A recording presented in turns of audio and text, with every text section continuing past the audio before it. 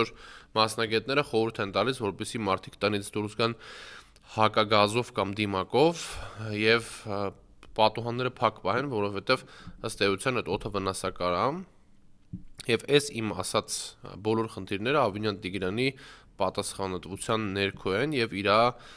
կառավարման այս ընթացքի ձախողման արդյունքներն են, որովհետեւ մենք ունենք արտաքին պարտք, ունենք հարկերի բարձրացում,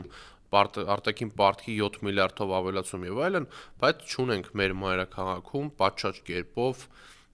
կահավորված շինհրապարակներ, չունենք օդի աղտոտվածության կանխարգելման ինչ-որ ինստիտուտ, որը կզբաղվի դրանով, չունենք այն սենսորային համակարգերը, որոնք պետք է լինեն շինհրապարակներում, չունենք այն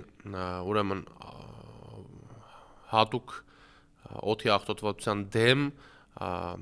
սարքավորումները, որոնք կան տարբեր տասնյակ երկրներում, որոնք ունեցել են այդ խնդիրը եւ այդ խնդիրը լուծել են։